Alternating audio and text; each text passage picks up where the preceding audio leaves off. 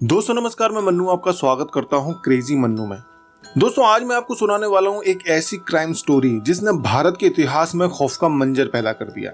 एक ऐसा डॉक्टर जो जिंदगियां बचाने की कसम खाता था, लेकिन वो बन गया डॉक्टर डेथ। उसने ना केवल 100 से ज्यादा हत्याएं की, बल्कि उन लाशों को मगरमच्छों की नहर में फेंक दिया।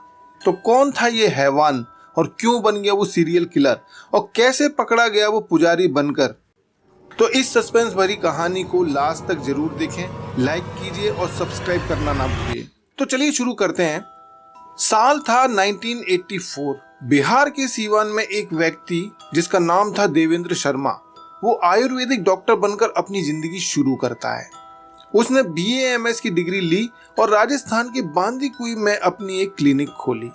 लोग उसे जनता हॉस्पिटल में इलाज के लिए जानते थे। वो शादीशुदा था, 3 बच्चों का बाप। सब कुछ ठीक चल रहा था, लेकिन दोस्तों हर डॉक्टर भगवान नहीं होता, कुछ हैवान भी होते हैं। फिर कुछ ऐसा हुआ कि उस डॉक्टर की हैवानियत की कीमत एक नहीं, 2 नहीं, बल्कि सैकड़ों परिवारों ने भुगती। सवाल है कैसे? तो दोस्तों सफाई ये दी जाती है कि 1994 में देवेंद्र शर्मा ने 11 लाख रुपए एक गैस एजेंसी में डीलरशिप के लिए लगाए थे, लेकिन ये गैस एजेंसी रातों रात हो गई गायब। देवेंद्र शर्मा का नुकसान हो गया और इसी नुकसान के गुस्से ने उसे अपराध की दुनिया में ढकेल दिया। लेकिन इस सफाई पर विश्वास करना मुश्किल होता है, क्योंकि सवाल ये पैदा होता है कि वो एक डॉक्टर बनकर क्लिनिक खोलकर ऑलरेडी बढ़िया कमाई कर रहा था, फिर गैस एजेंसी खोलने की क्या जरूरत थी? खैर, देवेंद्र शर्मा ने पहले एक नकली गैस एजेंसी शुरू करके धोखाधड़ी की, लेकिन ये तो बस शुरुआत थी। जल्द ही उसने एक खतरनाक गैंग बनाया जो ट्रक ड्राइवरों को लूटता था, और फिर उसने जो किया वो सुनकर आपके रोंगटे खड़े हो जाएंगे। 1994 से 2004 तक देवेंद्र शर्मा ने 125 इलीगल किडनी ट्रांसप्लांट करवाए। हर ट्रांसप्लांट के लिए उसे 5 से 7 लाख रुपए मिलते थे, लेकिन इतना सारा पैसा होने के बाद भी वो संतुष्ट नहीं हुआ। उसने एक गैंग बनाया जो टैक्सी और ट्रक ड्राइवरों को निशाना बनाता था। वो टैक्सी बुक करता और ड्राइवरों को बहाने से वो एक सुनसान जगह पर ले जाता और वहां जाकर उनका गला काटकर उनकी हत्या कर देता, और गाड़ियां यूपी के ग्रे मार्केट में बेच देता। हर गाड़ी के लिए उसे 20 से 25 हजार रुपए मिलते। लेकिन सवाल ये पैदा होता है कि इतनी लाशों का वो क्या करता था? तो दोस्तों देवेंद्र शर्मा सारी लाशों को कासगंज की हजारा नहर में फेंक देता था, जहां बड़े बड़े मगरमच्छ उन लाशों को निगल जाते थे और सबूत खत्म। देवेंद्र शर्मा ने खुद कबूल किया है कि उसने 50 से 100 ड्राइवर्स की हत्याएं की हैं और इतनी लाशें फेंकी हैं कि वो गिनती ही भूल गया है। दोस्तों क्या आप ये सोच सकते हैं कि एक डॉक्टर जिसे दुनिया भगवान समझती है, लेकिन असल में वो था एक कसाई। दोस्तों आपको ये जानकर हैरानी होगी कि 100 से ज्यादा ड्राइवरों की हत्या करने के बाद भी देवेंद्र शर्मा किसी तरह पुलिस से बचा रहा। उन टैक्सी ड्राइवरों के परिवारों को कई सालों तक भटकने के बाद भी ये पता नहीं चला कि आखिर उनके साथ हुआ क्या था। और फिर साल आता है 2004।